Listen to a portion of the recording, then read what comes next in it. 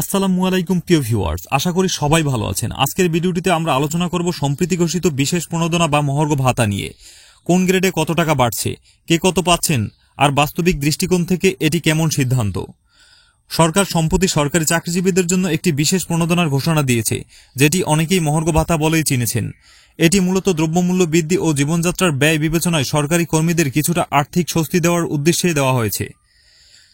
এই প্রণোদনার মূল বেতনের উপর নির্দিষ্ট হারে নয়, বরং নির্দিষ্ট পরিমাণে অর্থ হিসাবেই প্রদান করা হচ্ছে। চলুন দেখি কোন গ্রেডের কর্মচারীরা কত টাকা করে পাচ্ছেন। 20তম গ্রেডে মাসে পাচ্ছেন 237 টাকা, অর্থাৎ দিনে প্রায় 7 টাকা। 19তম গ্রেডে পাচ্ছেন প্রায় 350 টাকা। 16তম গ্রেডে পাচ্ছেন প্রায় 500 থেকে 600 টাকা। 10ম থেকে 13তম গ্রেডে পাচ্ছেন 900 থেকে 1200 টাকা পর্যন্ত। ষষ্ঠ থেকে 9ম গ্রেডে পাচ্ছেন 1500 টাকা থেকে 2000 টাকা পর্যন্ত। প্রথম থেকে 5ম গ্রেড উচ্চপদস্থ কর্মকর্তারা, তাদের ক্ষেত্রে এটি 2500 টাকা থেকে 3000 টাকা পর্যন্ত হতে পারে। এই প্রণোদনার সবচেয়ে বড় প্রশ্ন হচ্ছে, কারা লাভ আর কার ক্ষতি হলো।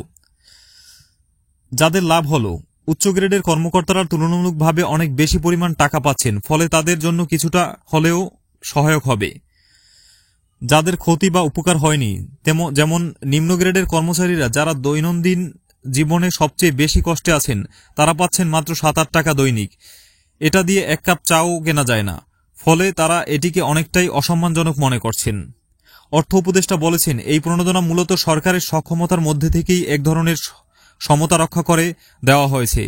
তার ভাষ্যমতে, আমরা জানি এটি যথেষ্ট নয়, তবে যথেষ্ট সীমাবদ্ধতার মধ্যেই একটি বার্তা দিতে চেয়েছি। সরকার চিন্তিত এবং কিছু করতে আগ্রহী। তিনি আরও জানান, বেতন কাঠামো পুনর্বিবেচনা এখন সময় সাপেক্ষ, তাই আপাতত এই বিশেষ প্রণোদনা নিয়ে পরিস্থিতি সাময়িকভাবে সামাল দেওয়া হচ্ছে। মোট কথা, বিশেষ প্রণোদনা বা মহার্ঘ ভাতা সরকারি চাকরিজীবীদের মধ্যে মিশ্র প্রতিক্রিয়া তৈরি করেছে।